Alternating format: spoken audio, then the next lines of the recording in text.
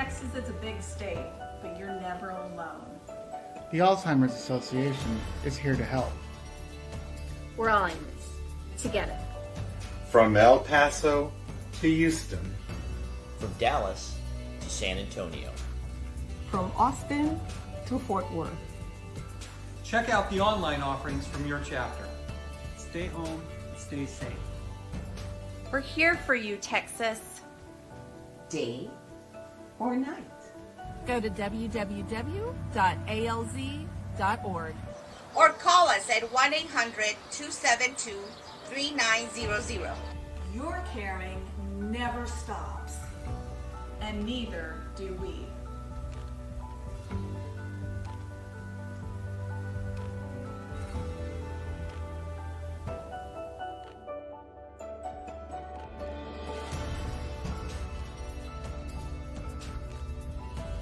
Hi, everyone. Welcome to this week's edition of Pause and Ponder. If you're new to us, welcome. And I always have to remember to please like and share. If you're joining us again, then thank you. Welcome back. I'm Dianne Teran. I'm the program manager with the Alzheimer's Association, San Antonio and South Texas chapter. And my usual co-host is Miss Ginny Funk, our director of programs. And we have the wonderful pleasure of having our guest today, Miss Cynthia Hazel. And I'm going to read a little bit about her. I have to, because she has all these amazing things about her. So I just kind of want to share a little bit. So Cynthia is a motivational speaker and healer. She spent her entire career in service to others in both profit and nonprofit environments.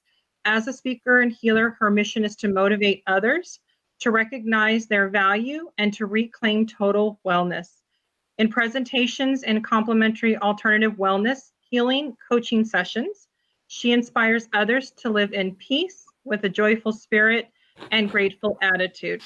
And she's actively involved in the community. She currently serves on the Alamo Area Council of Governments Committees, UT Health San Antonio Advisory Board, and Grace Notes Dementia Choir. And what I noticed that she didn't say either is that she has been a wonderful supporter of the Alzheimer's Association for the last several years now, has been a part of our Educational Summit Planning Committee, been such a vital part of that. And so again, welcome. We're so pleased to have you, Cynthia.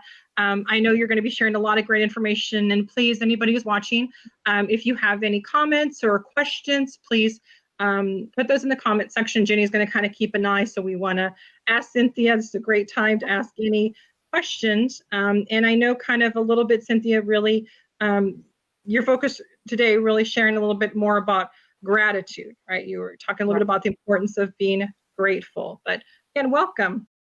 Thank you. Thank you so much. Well, you ladies are wonderful. It's always good to see you again. And I am so fortunate to be asked. I did want to share about gratitude because when we're in the workplace, we're tending to get trained to do technical things, you know, customer service, marketing, PR, technical things. But really, the softer skills are what people should be promoting, because that's building, gratitude builds cooperation, it builds appreciation and recognition, just to name a few. And if we're all together and we're recognizing each other and we're keeping in a positive spirit, then we're going to be more happy and joyful with each other, and that's going to be a better outcome for the people that we're serving. So, you know, gratitude is not new. It has been researched by people for thousands of years. There's always something to learn about it. And so I have a couple of quotes from some very famous people who told us about what it meant to them. You know, the Dalai Lama says, when we practice gratefulness, there's a sense of respect for others. And I would think that would happen because we recognize each other and the contribution that we're making. Otherwise, there's a tendency to take people for granted and say, oh, well, I know they're always going to be here for me. Yeah, so, you know, I don't have to be so grateful. And in my years of being in the nonprofit business, I can guarantee you that gratitude really helps to build a stronger team, because we're all always usually pitching in and doing way more than, you know, people realize. So, and I put my hats off to you ladies, because I know that you're working long and hard to do this. And of course, Jesus always gave thanks before every miracle that he performed. So he was very aware of gratitude. And then my famous Maya Angelou, author, civil rights activist, says, when you give cheerfully and gratefully, everybody is blessed. So everybody is noticed and everybody is blessed. So if you were to sit and talk about gratitude, when we were little, we were told to give thanks. Somebody gave us something. Yes, ma'am. Thank you. Thank you. Thank you. And as a child, maybe we had it up here, but the motivation was, if I just say thank you, I can run off and play with whatever gift they gave me. And that we didn't really bring it down into the heart. And you want to bring it down into the heart and have an emotional response, because gratitude is not just a bunch of words, but it's actually a great magnetic energy that has wonderful ability to give and receive and to attract. So there is a gentleman by the name of Robert Emmons, and he's with the University of California, and he is the top leading expert on gratitude. That has been his sole point of research for well over 15 years. And he's saying that gratitude is an affirmation of goodness in the world. Don't you know, right now with COVID and everybody staying inside and everybody not knowing, unsure what's going to happen, can I do this, can I not do this, that we want to foster goodness, because that's going to create a connection. And I was looking at something earlier, and it talked about, they did a research study where they put gratitude in the mix of a competition, and they found that people were a lot more willing to work with each other when gratitude was there, when they felt recognized, and they felt grateful, then the cooperation came. So other than that, it's just a lot of you do this and you do this and you do this, and you're going, well, why? I mean, tell me why. At least recognize me. So feeling grateful requires that you see how you've been supported and affirmed by others. And when we're recognized, I think we're going to go out of our way to recognize others. That's going to be continual. It's going to be a stream, and it's going to feed out to everybody else. But I don't think that this question gets asked very often. And I'll ask you both, do you sit and ponder, what does gratitude mean to me? Mm-hmm. Think about that. Think about it, and maybe you have a response that you want to share. And I'd love to dialogue with you, and not just be in a monologue. So I've got a couple of exercises I'm going to give you, ladies. Okay. There are health benefits to being grateful. Like I say, it improves relationships, but it also improves your physical and your psychological health. You're going to be more empathetic, less aggressive. You're going to have a higher self-esteem when you're recognized, and you're going to enjoy working with others. When we're in the service industry, we get to do a lot of working with others. And sometimes people with issues, they're not always as grateful as they'd probably like to be later. If they thought about it, they would reflect differently. And it's such a small thing to do, but it's got a wonderful payoff. In 2017, the Forbes Institute did a study on gratitude, and they found that when people felt appreciated, they were happier, cooperative, more fulfilled, motivated, and effective. So gratitude truly makes a difference. But out in the world, people say they want it, but they don't tend to express it. I guess they get busy and think, oh, well, all right, I already work with them. I already do that. They're going to, and we move on. But if we're not in a grateful mood, it puts us in ingratitude, and that can be deadly. Because then we want to get into enthusiasm. We want to get into recognizing each other. And because we're creating an energy, if I go forward in life to you, and I'm saying, wow, the office looks beautiful. Everybody's so friendly. The volunteers are showing up. I'm so grateful. I'm grateful for the cup of coffee that Ginny told me how to fix. I'm grateful for talking to people. I'm grateful for everybody sharing ideas. Okay, what have I done? I've created this energy and this flowing out. and people pick it up. But if you've ever been around somebody that's not grateful, people can pick that up too. And it really, really makes the difference. They've even gone so far as to helping people understand that gratitude can downplay stress.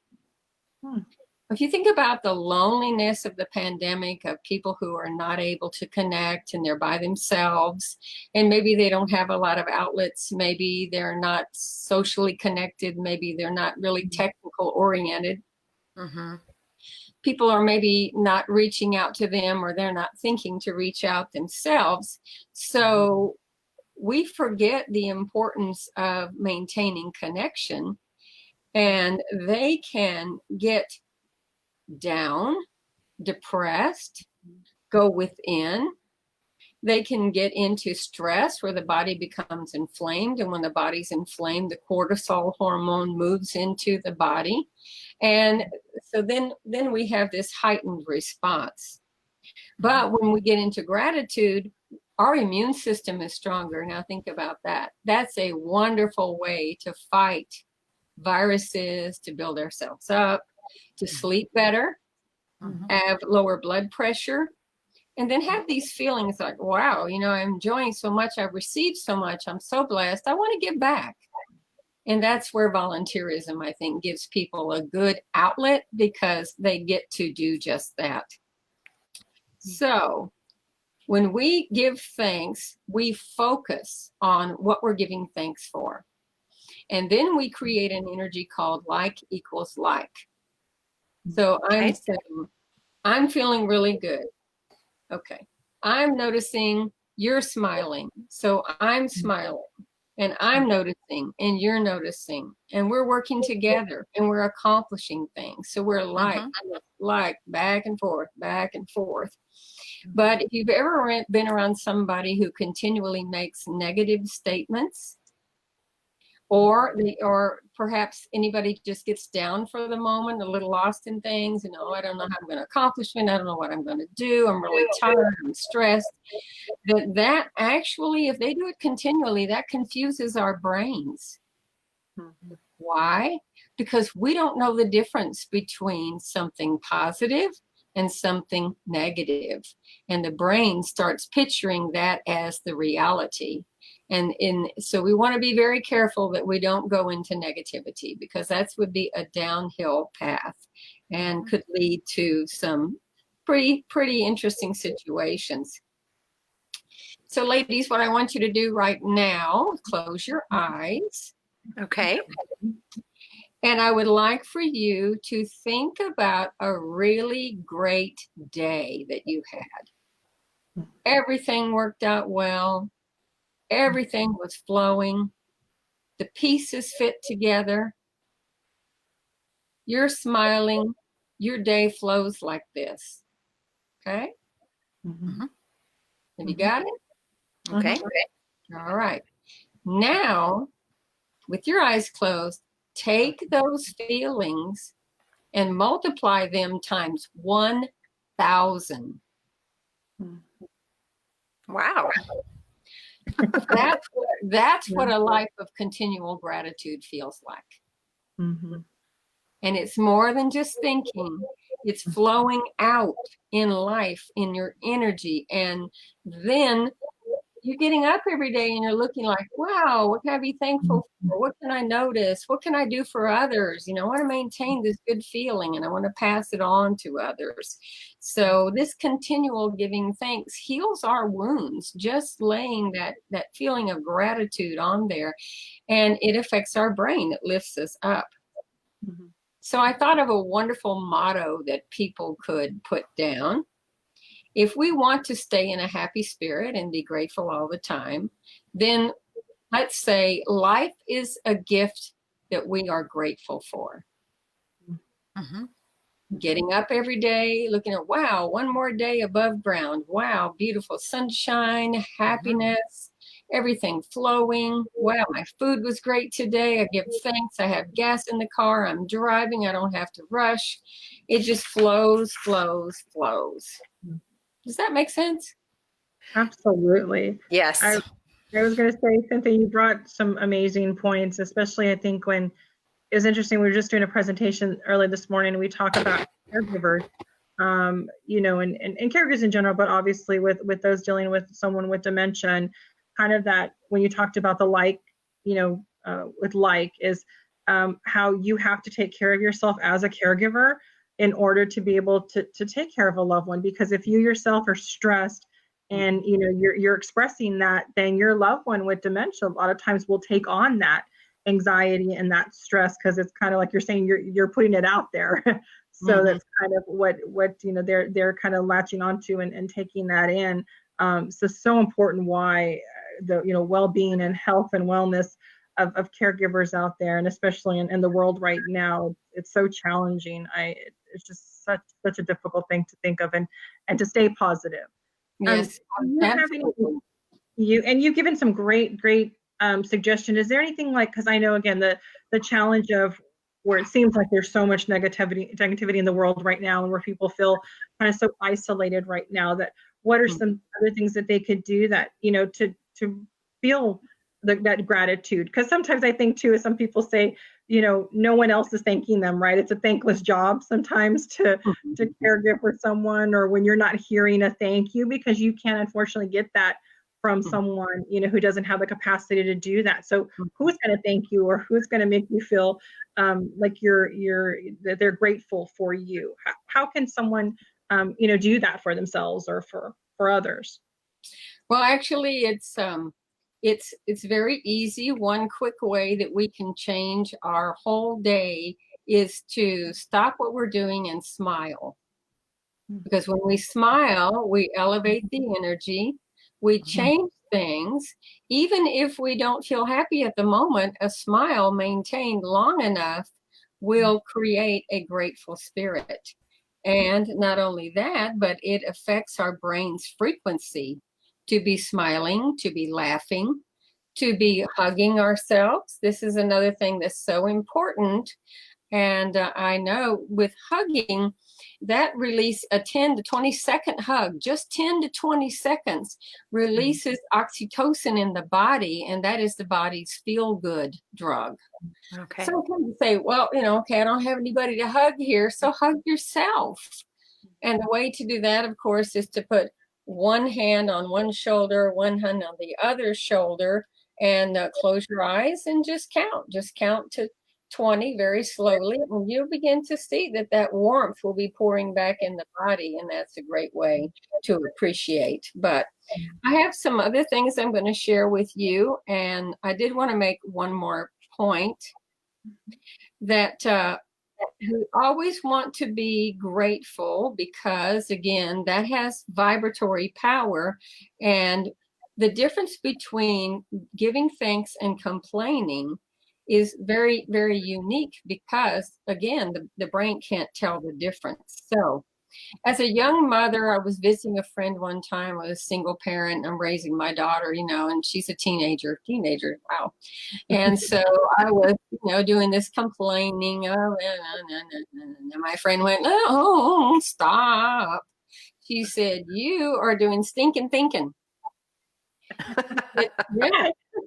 I was just, you know, unloading, and she just didn't want to hear anymore, and I don't blame her. So she said, I want you to go home, and I want you to start writing down a list of 10 things that you're grateful for. So I said, okay. And I did do that, and I did notice the difference, because my mind started searching for what I was grateful for, looking for that.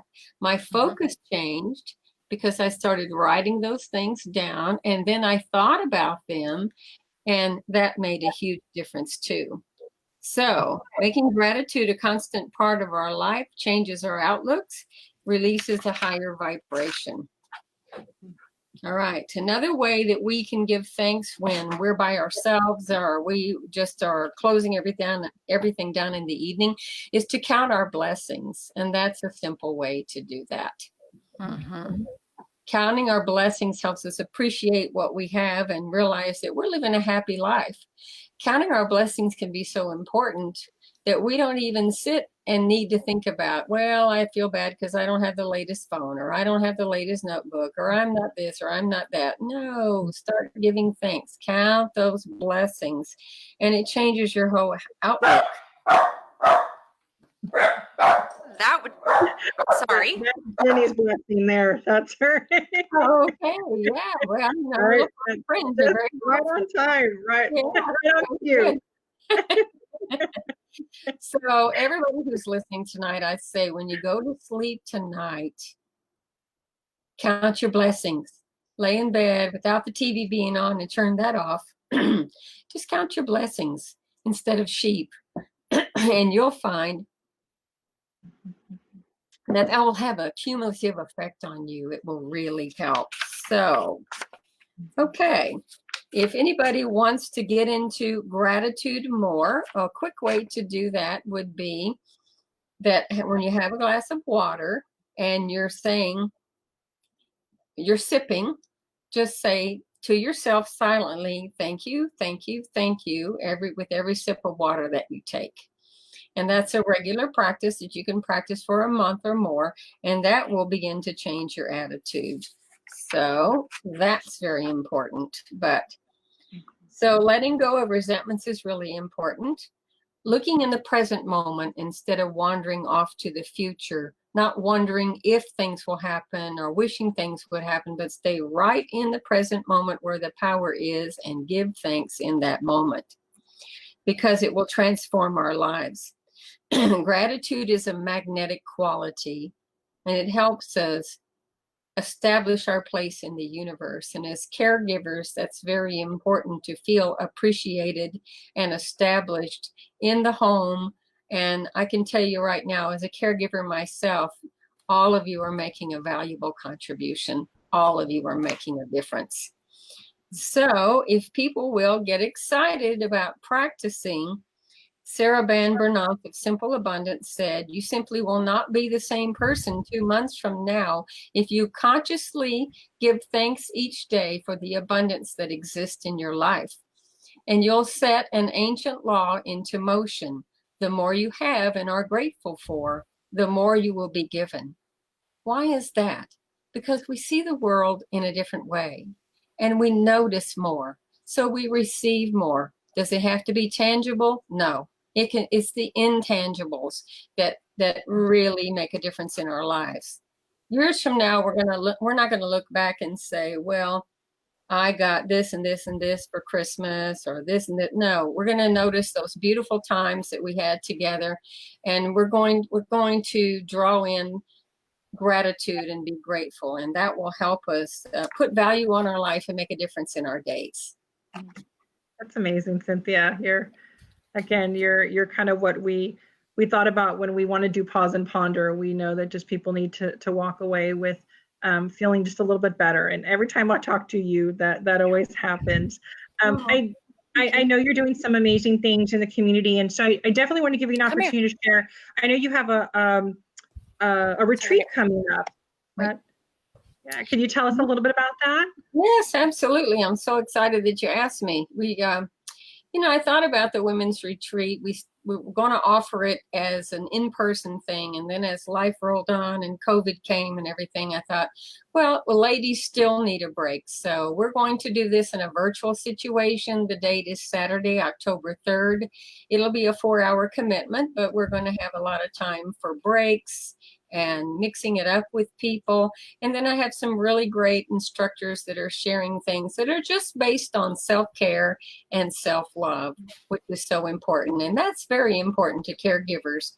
I also have ACOG and the Alamo Area Council of Governments and WellMed have given some scholarship money to us for women who want to attend but cannot financially afford it.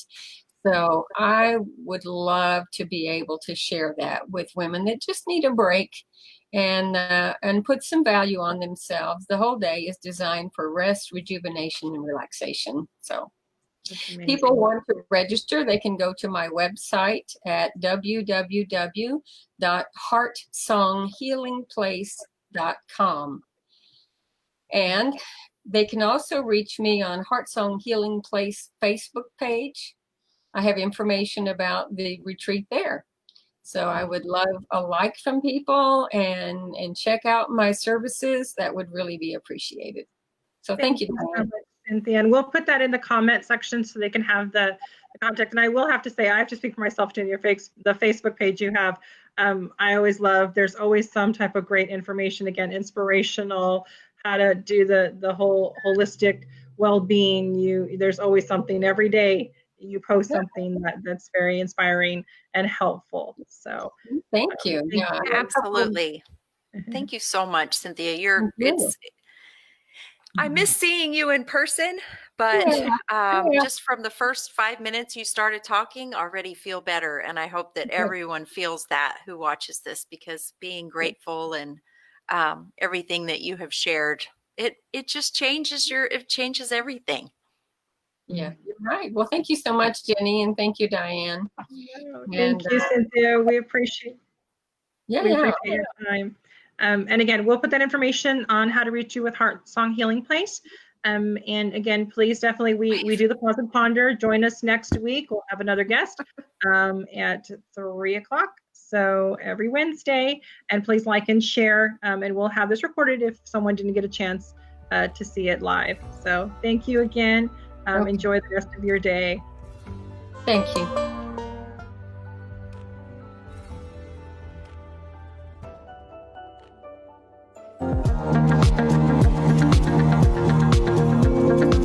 I think that in order to beat Alzheimer's, we need more team captains to rally to the cause, to reach out to their communities, and to get more people involved so that we can raise the funds to stop this disease. It's something that I care about, that affects me on a daily basis with my mom and dad. When I decided to do it, it was all in, and every person that responded, every email that got, every note was just better and better and better. It makes you feel really special to have that kind of reaction, and it's not that hard to do. As the team captain, it was really easy to recruit team members.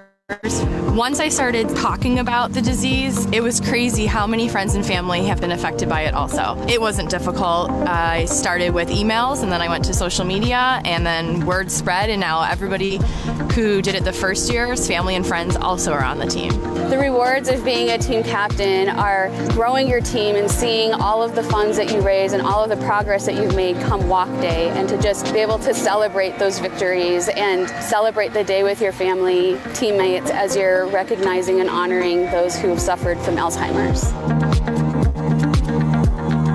We have to find a cure, and having a team and raising funds helps support families, caregivers, helps fund research to find a cure. There's a certain amount of catharsis, there's a certain amount of therapy for yourself when you know that you're giving back to something and doing whatever you can to, eradicate this disease.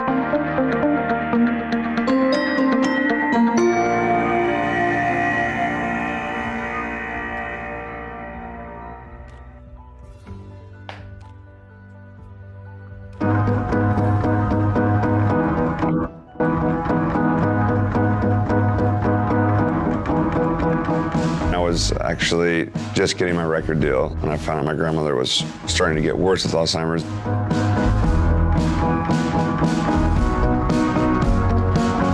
I still see her face in the crowd now, even though she's not here anymore. My mom has Alzheimer's. She's had it for 13 years. My connection to Alzheimer's is my grandfather. My grandmother is going through this as well right now. Song is what can really be a remedy for the hard times that surround Alzheimer's. I picked the song If My Love Could Kill. Dock of the Bay. Hello in there. Backwards breathing. Dream in My Dreams. Annie. Stand By Me. Raymond was the song I wrote about my grandmother. I wrote Hard to Grow Up, and it was pretty close to after the time I lost my mother. I was just writing these songs for me, and when they have a resonance with people's lives, then that's an unexpected bonus. When people hear this song, I just hope that they don't feel alone. When you're going through things, when you're not at your strongest point, you want somebody to be there for you. A lot of times things seem insurmountable, then you hear a great song, and all of a sudden you feel like, okay, this is doable. This is something that we can handle. Music has the power to make people feel that way. Music's powerful like that. It lights something, it ignites something. It's some kind of magic. It's the magic of music. Hey dude, don't make it bad.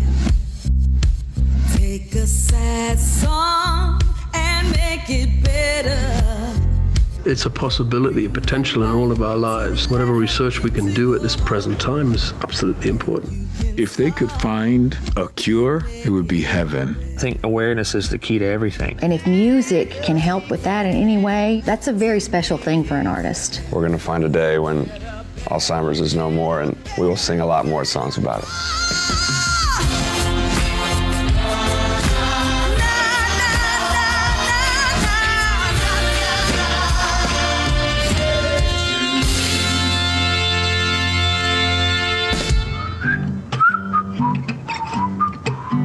I can't whistle this time of the morning.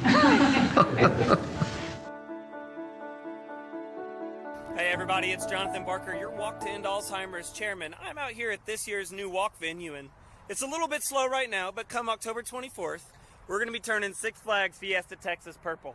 I'm very excited about this new opportunity, and I'm even more excited to announce that not only is the walk going to be inside Six Flags, but they're offering us free parking for all participants, as well as the option to purchase a half-price ticket to stay for the rest of the day. We're really excited about the opportunity to grow, and we look forward to seeing you out here at the walk on October 24th. Y'all have a great day, and we'll see y'all soon.